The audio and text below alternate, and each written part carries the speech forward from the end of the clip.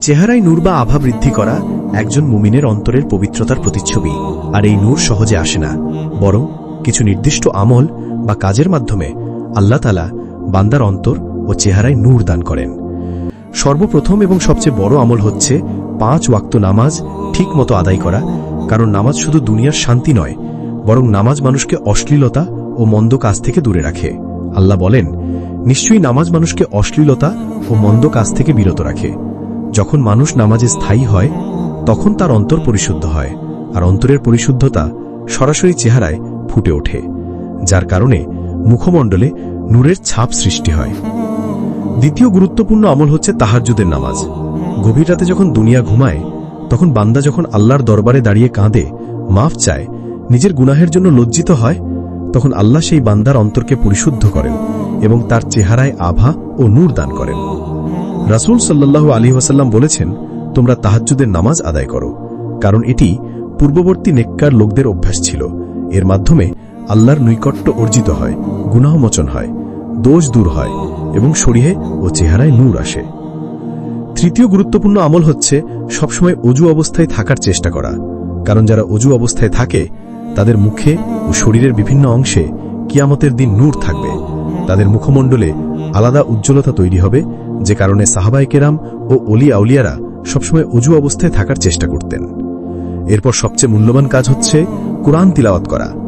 যারা নিয়মিত কুরআনের তিলাওয়াত করেন, তাদের অন্তর কোমল হয়, চোখে প্রশান্তি আসে, আর মুখমণ্ডলে নূরের আভা ফুটে ওঠে। কুরআন আল্লাহর বাণী, এটি পাঠ করা নিজেকে আল্লাহর নূরের অংশে শামিল করার মতো। যারা সদা হাসি মুখে থাকে, বিনয়ী থাকে, দিনদার মানুষদের সালাম দেয়, তারা নিজের অজান্তেই মানুষের হৃদয়ে জায়গা করে নেয় এবং তাদের মুখে আল্লাহর পক্ষ থেকে এক ধরনের নূর সৃষ্টি হয়। রাসূল সাল্লাল্লাহু আলাইহি ওয়াসাল্লাম বলেছেন, তোমার ভাইয়ের প্রতি হাসি মুখে তাকানো সাদকা। এরপর রোজা রাখা, এটি শুধু রমজানে সীমাবদ্ধ নয়, বরং নফল রোজাও এই ফজিলতের অন্তর্ভুক্ত। যারা রোজা রাখে, তাদের আত্মা শুদ্ধ হয়, তাদের চোখে মুখে প্রশান্তি ফুটে ওঠে এবং তাদের চেহারায় সত্যিকারের আভা দেখা যায়। সবচেয়ে গুরুত্বপূর্ণ হল গুনাহ থেকে বিরত থাকা। কারণ পাপ মানুষের হৃদয়কে কালিমা যুক্ত করে, ফলে চেহারার সৌন্দর্য ম্লান হয়ে যায়। আর যারা গুনাহ থেকে বাঁচে, তাকওয়ার সঙ্গে জীবনযাপন করে, আল্লাহ তাদের অন্তর এবং বাহ্যিক রূপ দুটোকেই আলোকিত করেন। যারা সকাল সন্ধ্যার জিকির ও দোয়া পড়ে, বিশেষ করে নূর বৃদ্ধির দোয়াটি পড়তে ভুলে না, আল্লাহ তাদের জীবনেই নূর দান করেন। রাসূলুল্লাহ সাল্লাল্লাহু আলাইহি ওয়াসাল্লাম পড়তেন, হে আল্লাহ, আমার অন্তরে নূর দান করুন, আমার চোখে নূর দিন, আমার কানেও নূর দিন, আমার ডান পাশে, বাম পাশে, উপর থেকে নিচ থেকে সর্বত্র নূর দান করুন এবং আমাকে সম্পূর্ণভাবে নূর দান করুন।